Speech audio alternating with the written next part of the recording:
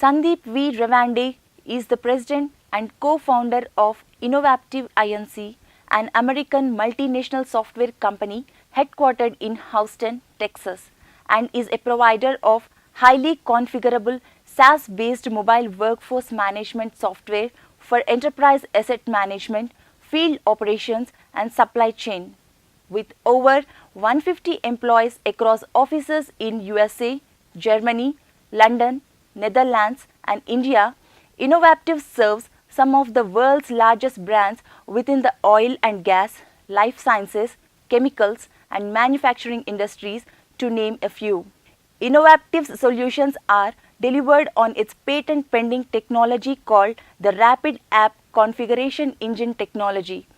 RACE redefines traditional approaches to digitize the enterprise by empowering business personnel to become citizen developers by rapidly delivering business outcomes across lines of business. Innovative was named a 2016 SAP Pinnacle Award winner, beating IBM and Intel, and has won this recognition 3 years in a row. Most recently, CIO Review also named Innovative as the top 20 most promising SAP solution providers.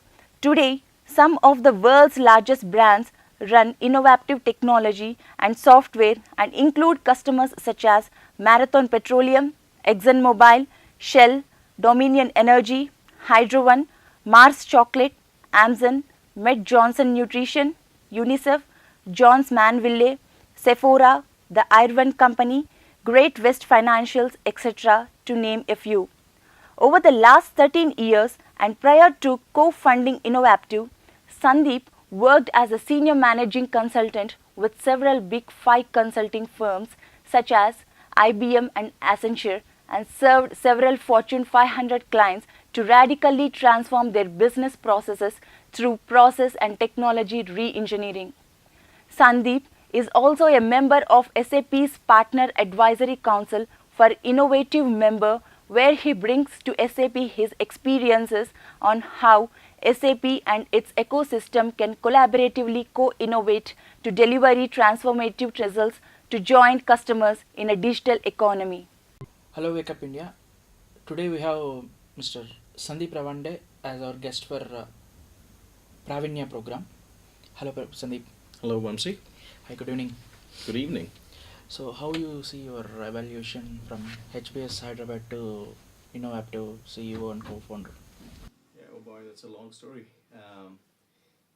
I've spent about 12 years in the Hyderabad Public School, Begumpet, and the school brings in a lot of values to children as you grow up, and they also focus on an all-round development of your personality beyond just being an academically oriented person. So, we pay a lot of attention to sports and an all-round development, and I happen to be the cricket captain of the Hyderabad Public School Begumpet in the year 1999. And I also went on to play the Hyderabad state team under 16 with the likes of Ambati Raidu, Arjun Yadav, and so on. And I think the combination of academics as well as the sports brought in a personality of leadership into me as an individual.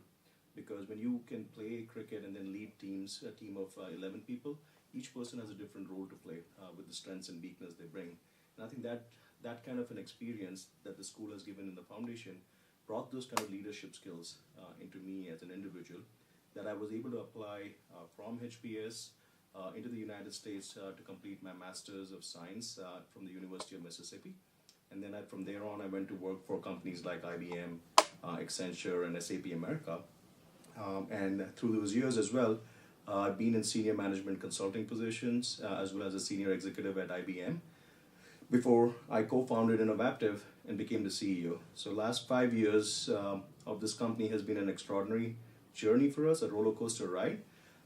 We've seen ups and downs, but as of 2017, we have over 150 employees worldwide. We have over 60 plus customers across North America, Europe, and Australia. And certainly I've been blessed to lead our company. So a little bit about our company, what we do. Our company focuses on mobile workforce management solutions, and what that means for some of your viewers that may not know what mobile workforce management is is we're simply trying to bridge the gap between what happens in the field and what happens in the back office, utilizing technologies such as mobile. And mobile has existed for a while. It's not, with Steve Jobs coming up with the iPhone and smartphones, but prior to that, you had, much higher rugged types of devices that you could do certain types of mobile transactions, but your user experience and your user interface was quite degraded. So, you have challenges with change management, training, and onboarding people, for example. But I think with the advent of the iPhones and the smartphone that you have in your pocket today, we are able to experience a completely different way of operating our consumer life as well as in the enterprise. And what we bring to the enterprise is bridging that gap between the field and what happens in the back office, so you don't have to deal with paperwork or administrative work. That's number one. Number two, what makes us really unique is the ability to personalize each of these solutions to a specific business and its need without having to write a single line of code. So what that means is, if Vamsi came to me and said, we want your mobile solution, but your mobile solution does not align with what we need in our TV network, right? We can customize it and personalize it to your specific need in less than 10 minutes without writing any code, right? And that technology is called the Rapid Application Configuration Engine, also known as RACE. And that forms the backbone of our company.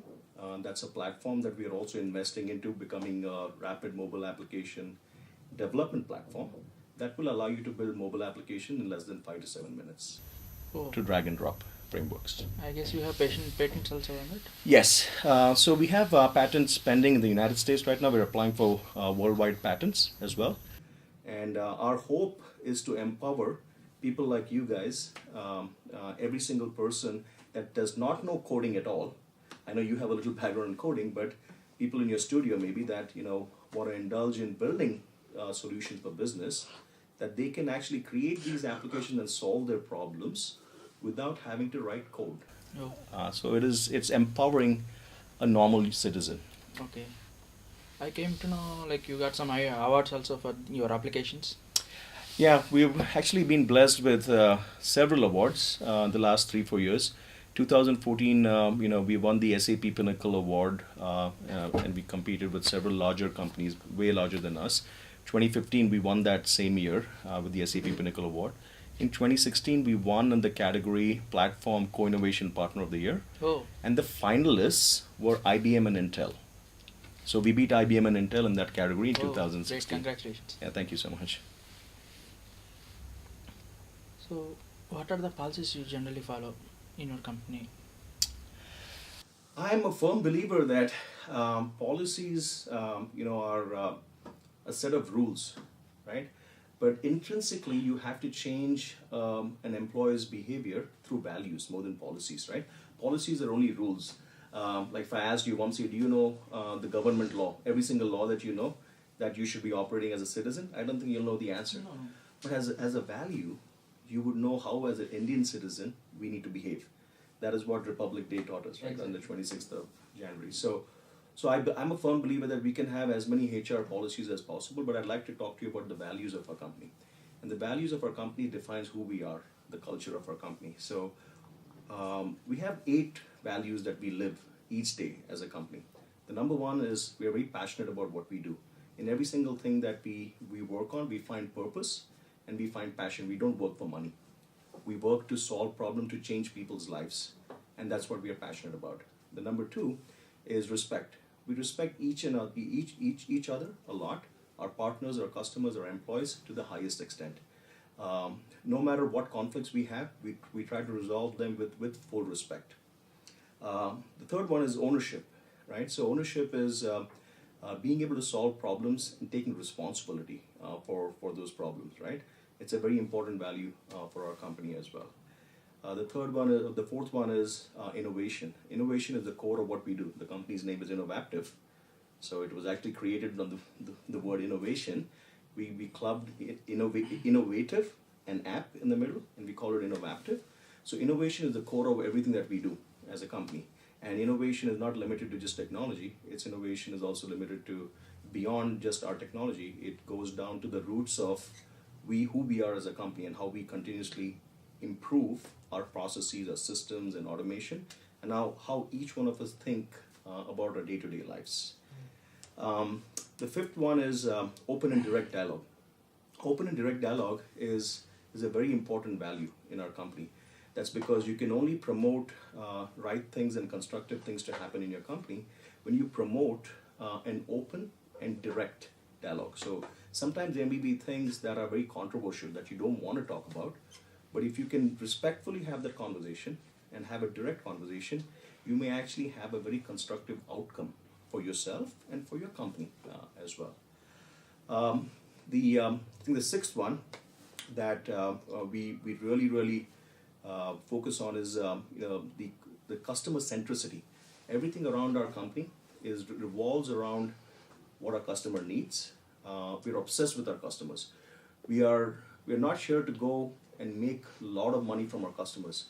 We're here to actually change their lives. We're here to actually change how they operate in the enterprise world and make their business as efficient as possible. So that is the sixth core value. And then integrity is another one, the seventh one. So being honest, being extremely truthful, and doing business in a very integral way, is one of the other core values. So I think I covered a lot more than your question, but I think it gives you a sense of how we have to elevate ourselves beyond policies and build a company around values. And what are the suggestions you'll give to future entrepreneurs who want to become an entrepreneur? I think what kind of values or what kind of strengths you need to have? I'll give you two quotes. The first quote: "It is your aptitude. It is your attitude, not your aptitude, that will take you to the highest altitude." Right? What that means is how you operate on a day-to-day basis. Your attitude, not your skill sets. You may be a PhD in something, or you may be academically very strong, but that may not matter for you to go to the highest level. But if you have the right attitude, you will go to the highest altitude, right? So my tip to all the entrepreneurs that are watching is have the right attitude, have the right positive attitude, look in a very optimistic way, be willing to take risks, be willing to take challenges up, right? Do not listen to other people around you and just feel that they said you cannot do it, so you cannot do it. Because I did not come from a very financially strong background, ever. I came from a middle-class family without any backing at all. But here I am today running a 150 employee company and going to a 300 employee company in the next 12 to 18 months. It's because I possess the right attitude and self-belief and confidence. So for everyone who's watching, I would say, be extremely positive, have the right attitude to take you to the highest altitude, have self-belief, confidence, and be willing to take a lot of risk in life. Because when you're willing to take risk and you're willing to fail, after 20 attempts, the 21st you will succeed. Tell us something about the technological changes emerged in the market. How technology drastically changed. Yeah. I think the speed at which technology is changing right now, it amazes me actually. So if you look at just in the last 8 to 10 years, the amount of changes and the speed at which it's coming and hitting consumer life as well as enterprise world has been tremendous, right? So if you look at the reason why that changes are coming is because it starts with the infrastructure as a whole, right? The internet infrastructure has evolved since 95, 96 to where we are in the last, I would say 2007 to 8 has evolved dramatically. And that same thing has spread across even cellulars, data plans, upgrade of infrastructure of towers and, things that we have here in India for Airtel. I'm seeing LTE here when I visit India. So all of this stuff plays a big role. The internet is driving, and the infrastructure on the internet is driving all these changes. So when you take that as a foundation and you start to think, what are the things that we can do to solve problems and change people's lives or the lives of a business as well, on how they can operate more efficiently.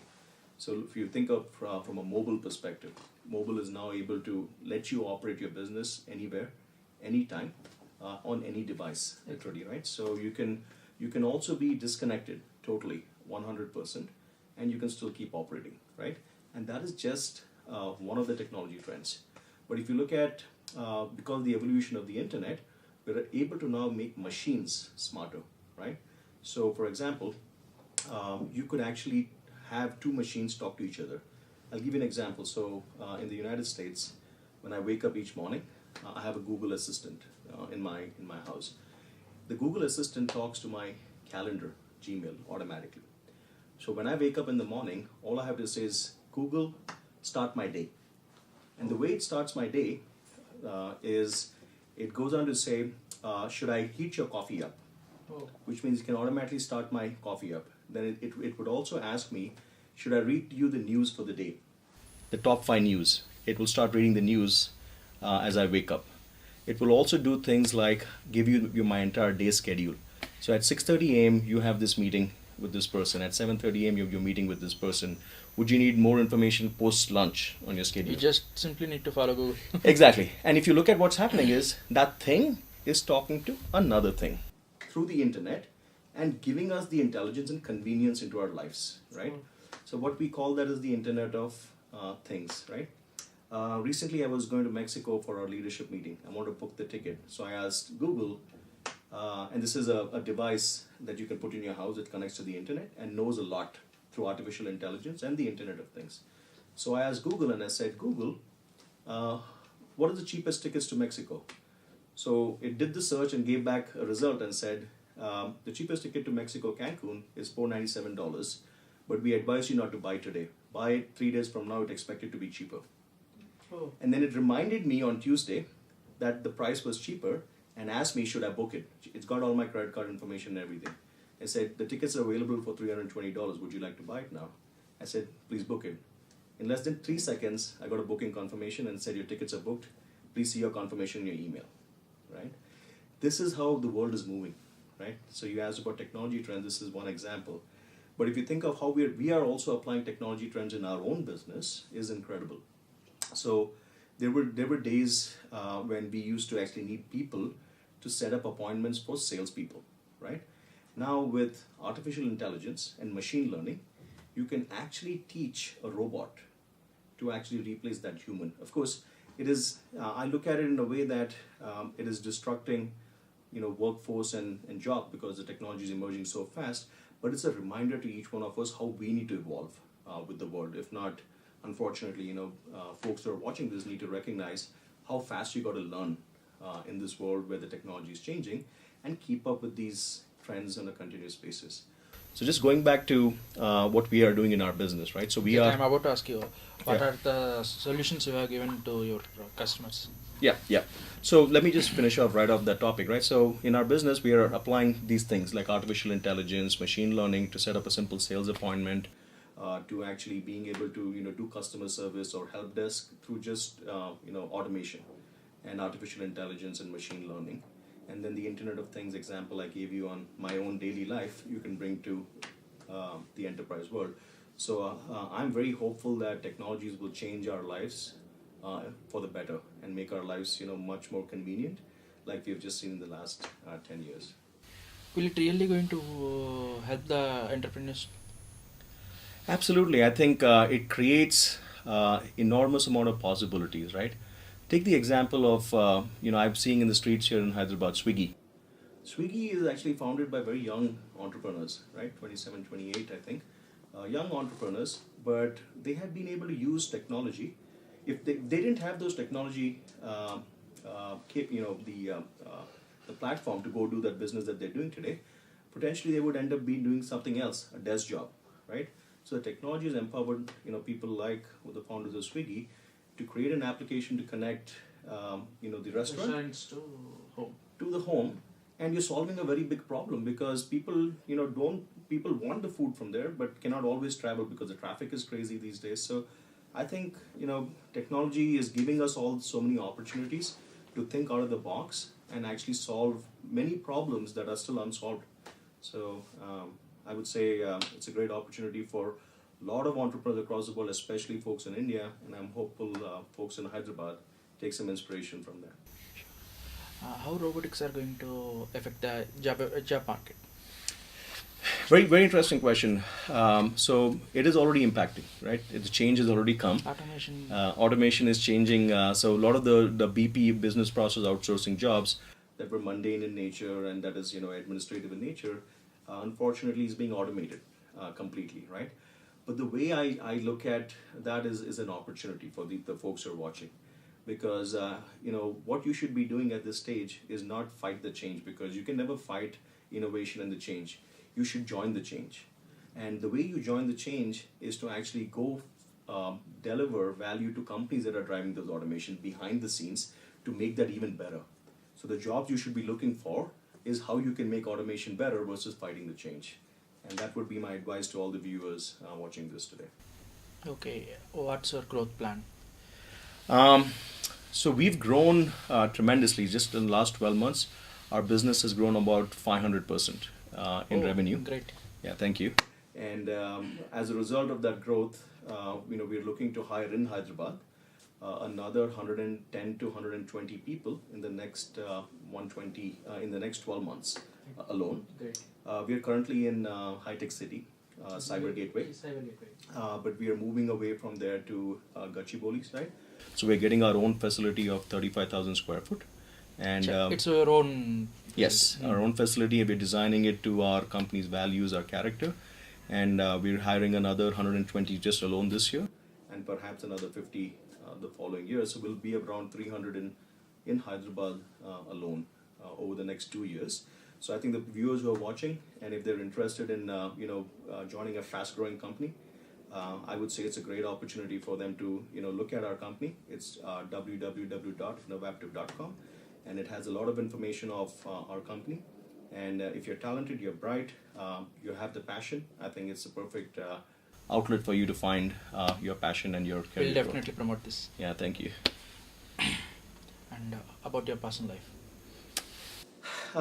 My personal life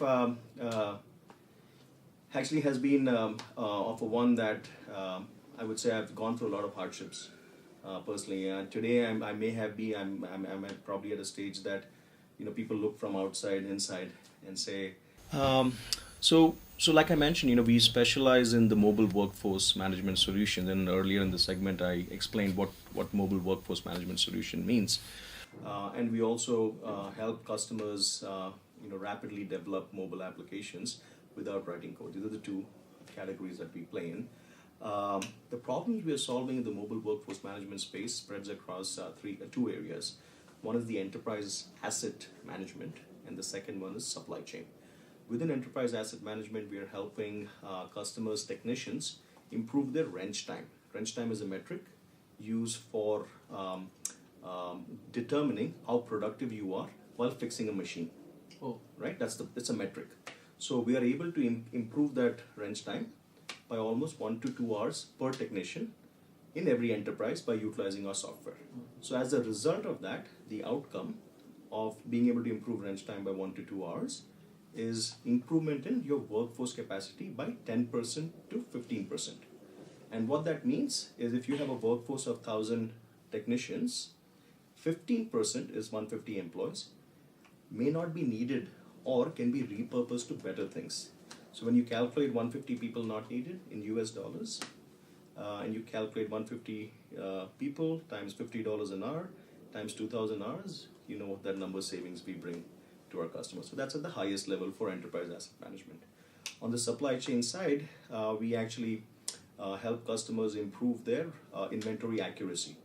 So we give real-time visibility through our solutions, where from the time a material arrives as a raw material to your warehouse and your production facility, to the time it goes as a finished goods, all the people in the supply chain, customers, partners, distributors, your employees, corporate, everyone has a real-time visibility of how their material is moving because of our solution.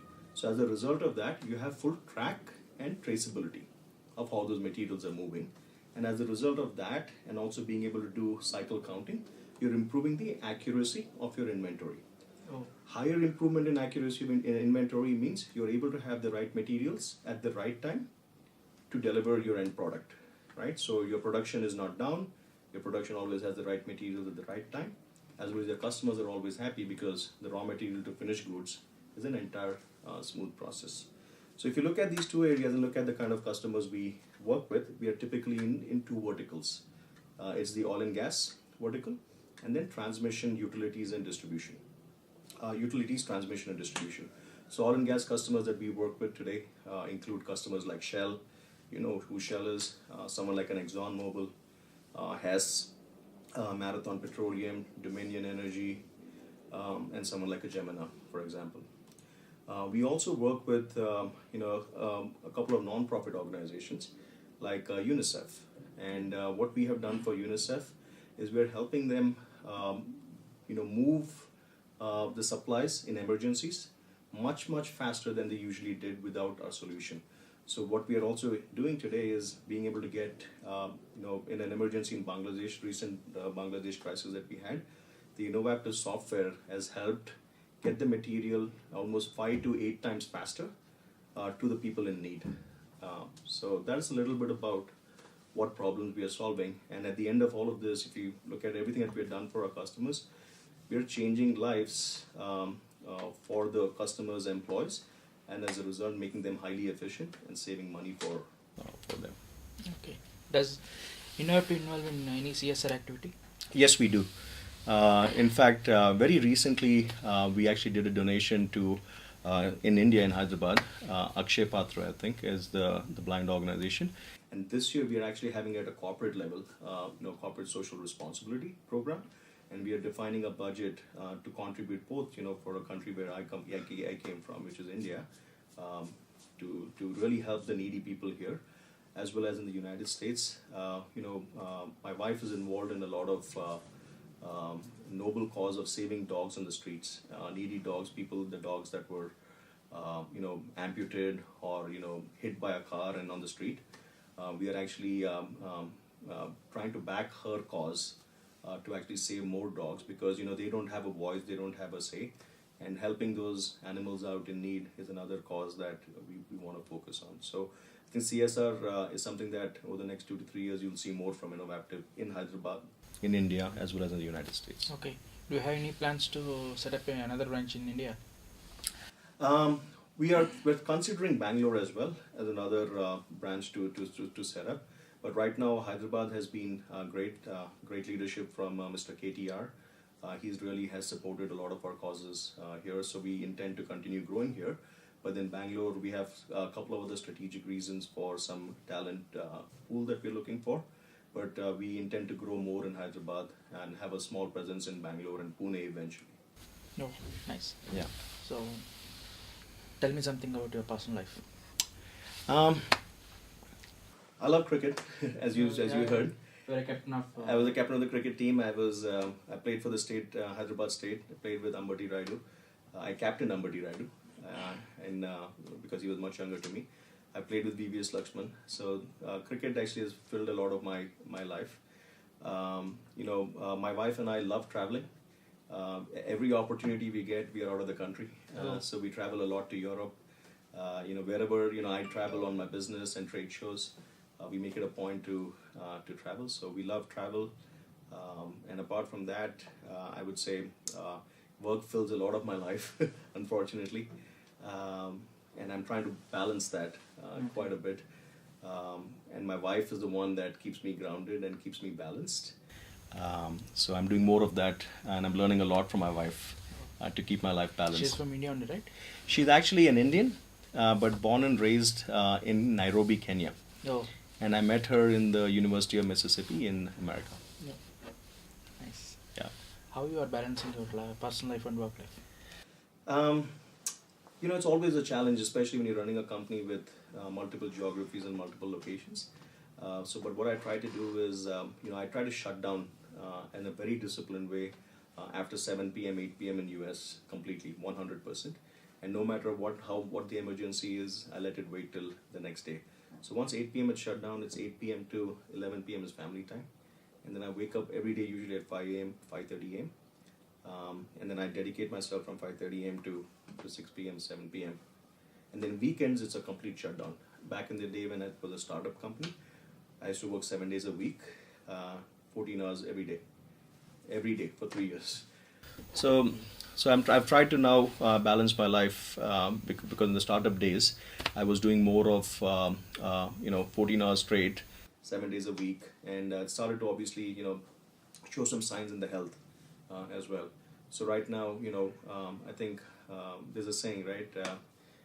If you're healthy, then you're wealthy. Exactly. So you have to balance your life. I think to all the entrepreneurs that are aspiring entrepreneurs, I would say yes. In the starting days, you have to put in a lot of hard work and work harder than the other person, but then always try to strike a balance in your life, because you can get a lot accomplished if you organize yourself well, dedicate your time to things that matter the most, and don't get involved in every single thing. Try to delegate if you can, as much as possible.